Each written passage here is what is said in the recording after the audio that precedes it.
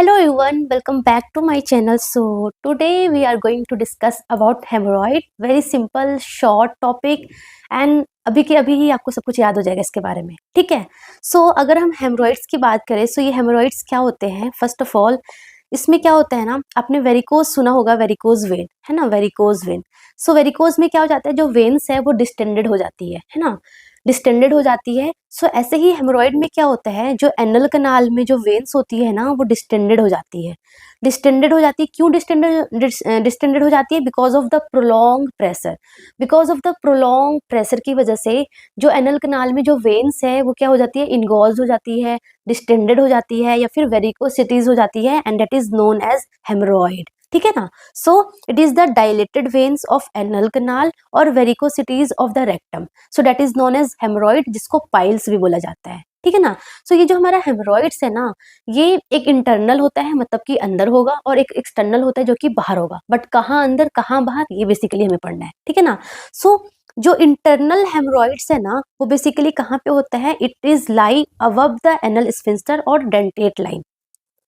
जो हमारी dentate line है ना, उसके जस्ट अबव होती है, मतलब कि एनल स्फिंक्टर के अबव होती है, अंदर होती है। That is the internal haemorrhoid, उसको हम इंटरनल हेमरॉइड बोलते हैं। अंदर होती है वो, डेंटेट लाइन के ऊपर या एनल स्फिंक्टर के ऊपर होती है। That is known as internal haemorrhoid, ठीक है। Lie above the anal sphincter और डेंटेट लाइन। एंड यहाँ पे जो ये बेसिकली किससे सप्लाई होती है हमारी, यहाँ पे सोमैटिक नर्व तो सप्लाई नहीं करती, यहाँ पे विसरल नर्व सप्लाई करती है, ठीक है ना। विसरल नर्व यहाँ पे सप्लाई करती है इस एरिया को। तो बिकॉज ऑफ डैट क्या होता है कि जो इंटरनल हेमरॉइड्स होती है ना, वो पेनलेस होती है। Very very important, internal haemorrhoid कैसा होता है, पेनलेस होता है, क्योंकि यहाँ पे विसरल नर्व सप्लाई करती है, इसलिए पेनलेस होगा। ब्लीडिंग तो होगा, बिकॉज ऑफ कोर्स यहाँ पे इनगोर्स डिस्टेंडेड डायलेटेड वेन्स है, ब्लीडिंग होगा। एंड ब्लीडिंग तो होगा, बट वो ब्लीडिंग कैसा होगा, पेनलेस ब्लीडिंग होगा। पेनलेस क्यों हुआ, बिकॉज ऑफ विसरल नर्व यहाँ पे सप्लाई करती है, तो पेन का इतना पता नहीं चलता है, ठीक है ना। पेनलेस रेक्टल ब्लीडिंग होगा ड्यूरिंग डेफिकेशन, जिसको हम हिमेटोचीजिया भी बोलते हैं, बिकॉज पेनलेस ब्राइट कलर का पूरा ब्लड होता है, हिमेटोचीजिया होगा, ठीक है। And it is not supply by the somatic sensory nerve, can not cause pain, इतना पेन नहीं होता है। इसमें जो इंटरनल हेमरॉइड्स होती है ना, इसमें 4 ग्रेडिंग होती है, ग्रेड 1, ग्रेड 2, 3 एंड 4। ग्रेड 1 में क्या होता है ना, कि ग्रेड 1 में क्या होगा, आपको पेनलेस ब्लीडिंग होगा, पेनलेस रेक्टल ब्लीडिंग होगा, बट बिल्कुल भी प्रोलैप्स नहीं होगा, नो प्रोलैप्स, जस्ट ब्लीडिंग होगा, है ना। आपको दिख भी रहा होगा, यहाँ पे कोई प्रोलैप्स नहीं है, जस्ट इनगोर्स्ड वेन्स है, डायलेटेड वेन्स है, बट कोई प्रोलैप्स नहीं है, जस्ट ब्लीडिंग होगा, ठीक है। That is the grade 1। Grade 2 में क्या होगा, ब्लीडिंग तो होगा ही होगा ड्यूरिंग डेफिकेशन, या फिर ब्लीडिंग तो होगा ही होगा, बट जो ये जो हमारा जो हेमरॉइड्स है ना, जो पाइल्स है ना, वो क्या होगा, प्रोलैप्स भी होगा। प्रोलैप्स कब होगा, ड्यूरिंग डेफिकेशन, जब आप डेफिकेट करोगे ना, तब ये प्रोलैप्स होगा, एंड देन ये ऊपर आ जाएगा, ठीक है ना। That is the grade 2। Grade 3 में क्या होगा, ये प्रोलैप्स होगा, ब्लीडिंग तो होगा ही होगा, प्लस प्रोलैप्स भी होगा, बट बाई मैनुअली, जब आप मैनुअल रिडक्शन करोगे, अंदर डालोगे, तो वो अंदर चला जाएगा, मैनुअल रिडक्शन होगा। ग्रेड 4 में क्या होगा, कि परमानेंट प्रोलैप्स होगा, मतलब कि आपको मैनुअल रिडक्शन की वजह से वो अंदर नहीं जाएगा, वो परमानेंट प्रोलैप्स रहेगा। That is the grade 4।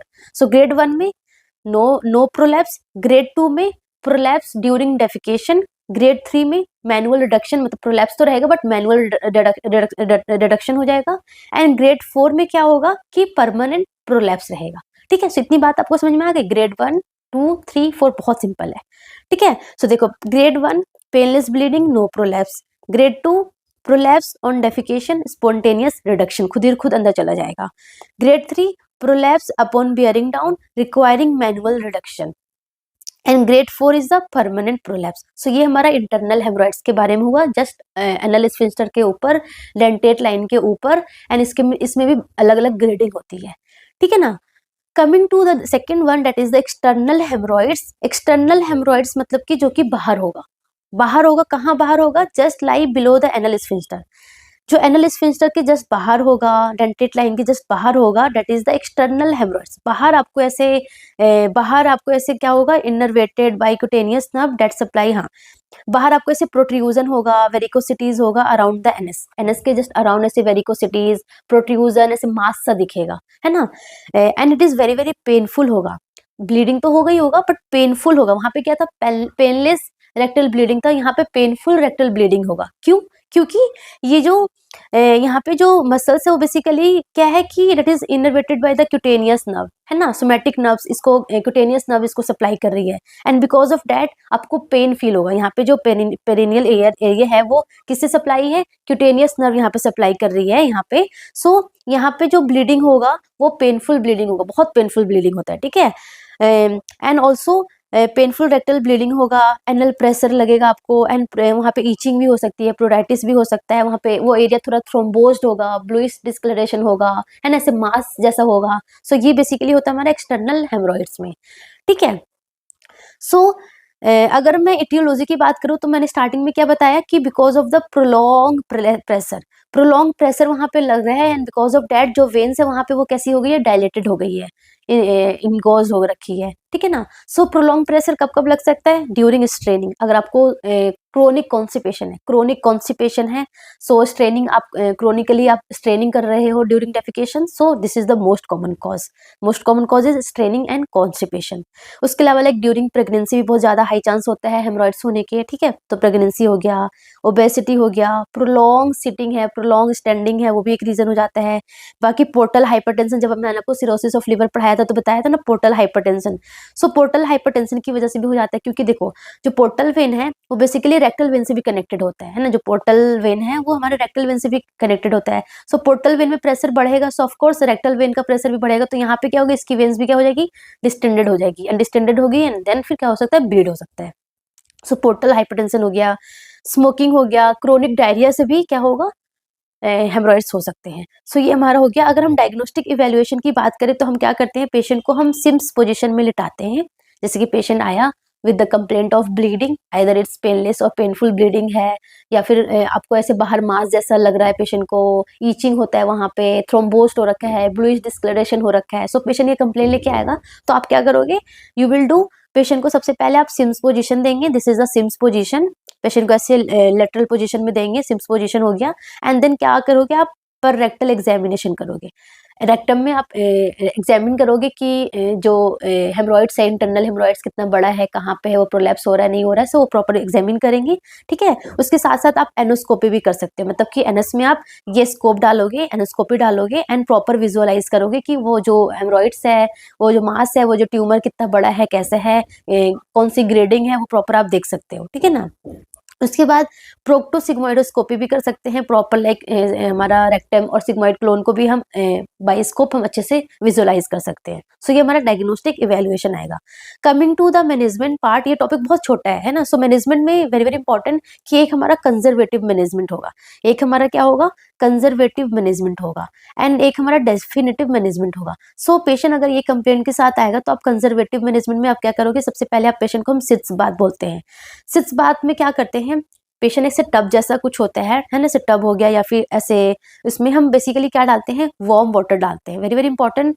Luke warm या फिर वार्म वाटर डालते हैं, हॉट वाटर नहीं डालना, ठीक है ना, हॉट वाटर नहीं डालते हैं, वार्म वाटर डालते हैं। एंड पेशेंट को उसमें ऐसे सिट करना होता है, बैठना होता है, टिल जो ये पानी है ना, वाटर कहाँ तक आना चाहिए? टिल हिप लेवल तक आना चाहिए। सो इससे क्या होगा? पेशेंट का जो डिस्कम्फर्ट है वो रिलीव होगा, थोड़ा सा पेन रिलीव होगा, है ना, स्वेलिंग थोड़ा सा रिड्यूस होगा। सो ऐसे पेशेंट को आराम मिलता है। सो डिस्कम्फर्ट बेसिकली रिड्यूस करता है। सो सिट्स बात इंपॉर्टेंट है। उसके अलावा हमें और क्या अवॉइड करना है कि ज़्यादा स्ट्रेनिंग और ज़्यादा वहाँ पे प्रेशर न लगे। तो हम पेशेंट को क्या बोलेंगे कि आपको हाई फाइबर डाइट लेना है, हाई फाइबर डाइट लेना है आपको। At least 2 to 3 litre per day का इंटेक होना चाहिए पानी का, मतलब प्रॉपर पानी पीना है, प्रॉपर हाई फाइबर डाइट लेना है, so that easily stool pass हो जाए, वहाँ पे ज़्यादा प्रेशर न लगे, ठीक है। उसके अलावा स्टिल हाई फाइबर डाइट लेने के बाद भी, प्रॉपर पानी पीने के बाद भी पेशेंट का स्टूल अच्छे से पास नहीं हो रहा है, तो आप क्या करोगे? स्टूल सॉफ्टनर दोगे, जैसे कि लैक्सेटिव्स दोगे आप, जैसे कि अपने पेशेंट को लैक्टोलोज बोल दिया कि लैक्टोलोज लेना है आपको, है ना। सो ये हो गया, स्टूल सॉफ्टनर दे दिया आपने पेशेंट को, ठीक है। उसके बाद लाइक इन एक्सटर्नल हेमरॉइड्स में पेन भी होता है बहुत ज़्यादा सीवियर वाला, तो हम टॉपिकल एनाल्जेसिक्स भी देते हैं पेशेंट को, वहाँ पे लगाने के लिए, उस एरिया में लगाने के लिए टॉपिकल एनाल्जेसिक्स भी बताते हैं, ठीक है। उसके अलावा हमें प्रॉपर एनल हाइजीन पेशेंट को बोलना है, मेंटेन करना है। सो ये हमारे कुछ कंजर्वेटिव मैनेजमेंट हो गया, sitz bath, high fibre diet हो गया, proper intake of water, stool softeners हो गया, वहाँ पे टॉपिकल एनाल्जेसिक्स लगा लिया, है ना। सो ये हमारे कंजर्वेटिव मैनेजमेंट हो गया। उसके बाद coming to like definitive management में हम क्या क्या कर सकते हैं? लाइक हमारा फर्स्ट है रबर बैंड लाइगेशन। सो रबर बैंड लाइगेशन हम कहाँ करते हैं? इन इंटरनल हेमरॉइड्स में। इंटरनल हेमरॉइड्स में, internal haemorrhoids basically grade 2 and 3 में क्या करते हैं हम, जैसे कि नाम से ही पता चल रहा है कि क्या कर रहे हैं, रबर बैंड लाइगेशन। तो जैसे कि जब मैंने आपको सिरोसिस ऑफ लिवर पढ़ाया था, तो उसमें मैंने बताया था ना कि अपर जीआई एंडोस्कोपी करते हैं, एंड जो वेरिसियल है उसको क्या करते हैं, लाइगेट कर देते हैं, कट कर देते हैं, ब्लड सप्लाई बेसिकली कट कर देते हैं। तो ऐसे यहाँ पे क्या करेंगे, रबर बैंड लाइगेशन करेंगे। मतलब कि देखो, ये हमारा हेमरॉइड्स है, ये पार्ट है ना। सो हम क्या करेंगे, यहाँ पे एक रबर बैंड लगा देंगे। रबर बैंड मतलब जो हेमरॉइड्स के एंड पे क्या लगा देंगे, रबर बैंड लगा देंगे। एंड ये रबर बैंड क्या करेगा, ये इसको आपने टाई कर दिया टाइट से, तो क्या होगा, आगे ब्लड सप्लाई नहीं आएगा, इस एरिया में ब्लड सप्लाई नहीं आएगा, तो धीरे धीरे धीरे धीरे ये एरिया क्या हो जाएगा, ये धीरे धीरे ये एरिया नेक्रोज हो जाएगा, एंड धीरे धीरे स्लफ अप मतलब स्लफ होके बाहर आ जाएगा, ठीक है ना। सो बेसिकली हम क्या करें, जो ब्लड सप्लाई है उसको हमने कट कर दिया, ब्लड सप्लाई कट ऑफ कर दिया। अब ब्लड सप्लाई कट हो जाएगा तो इस एरिया को ब्लड नहीं मिलेगा, तो धीरे धीरे धीरे धीरे नेक्रोज हो जाएगी, एंड ये कट हो जाएगी, खत्म हो जाएगी, ठीक है ना। एंड यहाँ पे फिर स्कैनिंग हो जाएगा, फिर प्रॉपर हीलिंग हो जाएगी। सो ये थोड़ा टाइम लेता है। सो ये हमारा होता है क्या, rubber band ligation, basically internal haemorrhoids में करते हैं। सेकेंड हमारा है स्क्लेरोथेरेपी। स्क्लेरोथेरेपी में भी यही है, सेम ही है, बट यहाँ पे क्या करते हैं हम, यहाँ पे हम क्या करते हैं कि कुछ स्क्लेराइजिंग एजेंट जैसे कि फिनोल हो गया, वो हम यहाँ पे डायरेक्टली इंजेक्ट करते हैं इस एरिया में। जैसे कि ये हमारा हेमरॉइड्स है, तो यहाँ पे हम स्क्लेराइजिंग एजेंट हम इंजेक्ट करेंगे, एंड वो क्या करेगा, वो एरिया वो जो एजेंट है वो क्या करेगी, इन्फ्लेमेशन करेगी, फाइब्रोसिस करेगी, एंड देन इस एरिया को ऐसे स्लफ ऑफ होके बाहर आ जाएगी, एंड ये यहाँ पे धीरे धीरे फिर प्रॉपर एरिया रीजनरेट हो जाएगा यहाँ पे, ठीक है ना। सो बेसिकली इस पार्ट को हमने हटा दिया, किससे, थ्रू एनी स्क्लेराइजिंग एजेंट के थ्रू, ठीक है। उसके अलावा और एक और क्या होता है, क्रायोथेरेपी होती है। क्रायोथेरेपी में भी क्या करते हैं, क्रायो मतलब कि बहुत ठंडा, ऐसे फ्रीज कर देते हैं, इस एरिया को फ्रीज कर देंगे, फ्रीज कर देंगे, अगेन ब्लड सप्लाई नहीं आएगा, अगेन क्या हो जाएगा, एरिया कट हो जाएगी, ब्लड सप्लाई कट हो जाएगी, स्लफ अप हो जाएगी। सो सब में मेन हमारा एजेंडा क्या है, मेन हमारा जो मोटिव क्या है कि ब्लड सप्लाई यहाँ पे कट कर देना है। सो ब्लड सप्लाई कट कर देंगे तो ये एरिया धीरे धीरे क्या हो जाएगी, फाइब्रोज हो जाएगी, एंड ये एरिया कट हो जाएगी, एंड ये खत्म हो जाएगी, एंड धीरे धीरे ये रिजनरेट हो जाएगी वापस से, ठीक है ना। सो ये सारा हम इंटरनल हेमरॉइड्स में करते हैं। रबर बैंड लाइगेशन हो गया, स्क्लेरोथेरेपी हो गया, क्रायो सर्जरी हो गया, ठीक है ना। सो ये सारा हमारा मैनेजमेंट हो गया। उसके अलावा जो हमारा परमानेंट मैनेजमेंट है, दैट इज द हेमरॉइडेक्टोमी।